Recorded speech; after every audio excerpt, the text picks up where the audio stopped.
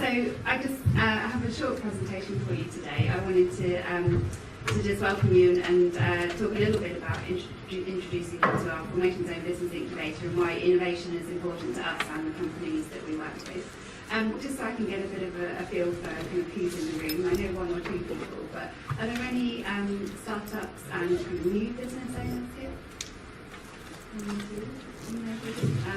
Anyone kind of been running a business for quite some time, further down the process? Yeah. Okay. And others working in supporting the sector, perhaps? Yeah. Okay. Cool. Thank you.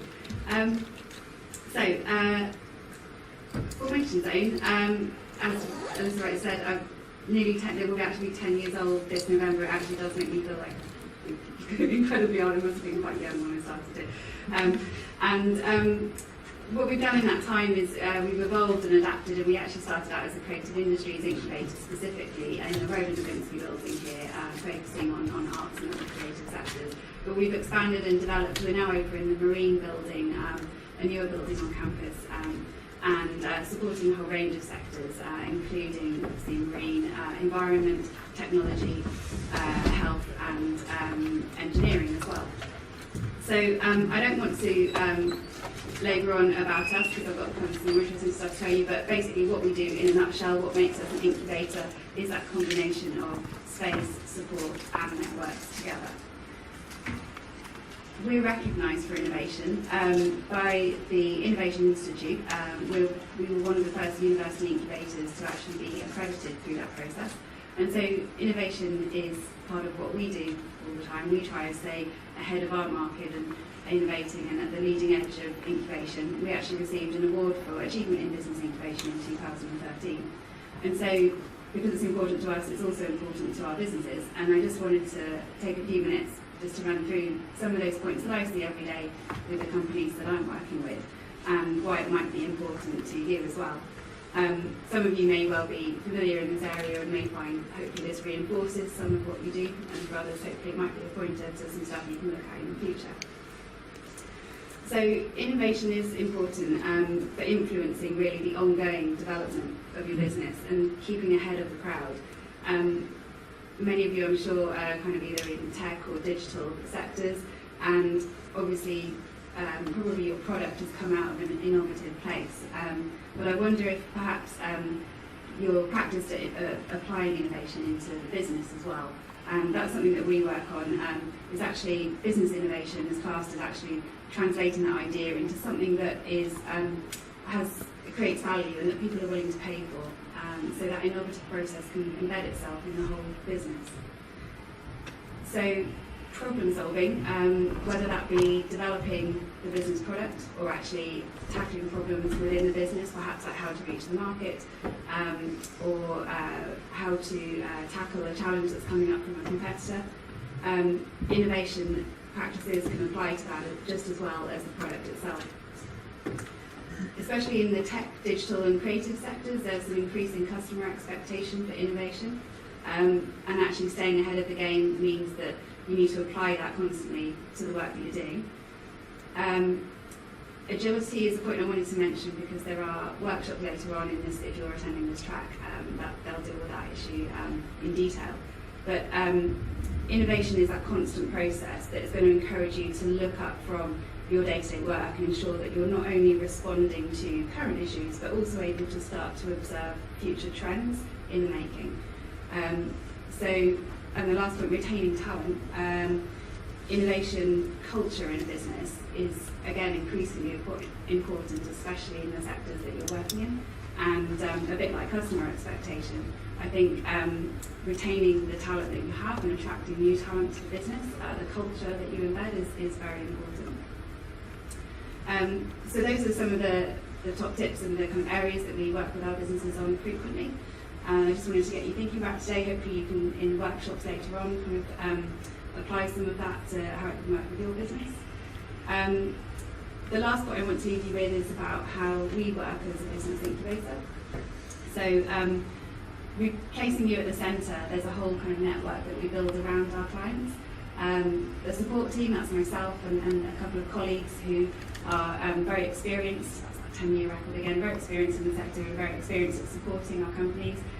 We work with a small cohort at any one time, so it's not about a large programme training, it's actually about working with the businesses one-to-one, and we're their sort of cheerleaders, helping them kind of achieve what they need to at each step along the way as best we can. We also have business advisors who are very experienced in working in the region and nationally, and they actually give their time every month running clinics with the businesses, and that's around formal business advice and also financial advice. The peer group is very important. The images I showed at the start of the presentation give you an impression of this, the Formation Zone Incubator, which is this open plan space, and I actually tend to do other talks on peer support, which is kind of an area of interest for me in terms of research as well, but actually I'm very passionate about that open plan space and how that dynamic can work, and actually the peer group around the businesses are just as important as me or the business advisors in allowing them to develop and grow and accelerate that process of startup. Obviously we're here run by the university, and tapping into that university knowledge is part of the opportunity that the companies have. There's no one-size-fits-all. Some companies collaborate on research, others have students working on developing projects for them, and anything in between. And lastly, external opportunities. As an incubator, whilst it sounds like a kind of a hothousing type process, and part of it is, we don't want to keep our businesses in a bubble, so it's about making sure that they're tied into kind of what's happening in that outside world. Again, like I mentioned earlier, looking up and around at what's going on. So that when they leave the business incubator, because it is a fixed duration, they are actually able to quite easily step into that outside world. So one thing I always recommend to our companies and others is to make sure that whatever you're doing, that you are building up that network around you, whether it looks like this and the sort of network we can provide for you, or whether you're putting your own network together. It's incredibly important that you're not doing less business development on your own. So lastly, just a kind of our track record, we've been doing this for 10 years, and we've supported nearly 200 companies, and over 100 of those have been Plymouth Uni graduates to start their businesses. We've got very high survival rates, up to around 80% in terms of survival, which is massively over the national and regional average for business survival. So we've got a stand in the exhibition area, so if you wanted to come and have a chat, kind of see what other opportunities there might be, please do so. And that's the end of my talk. I hope you have a really nice day, but if anyone has any questions, I'd be happy to answer any. Okay. Do you only incubate businesses within your space, or incubation space, or are you interested in businesses that might not be in your...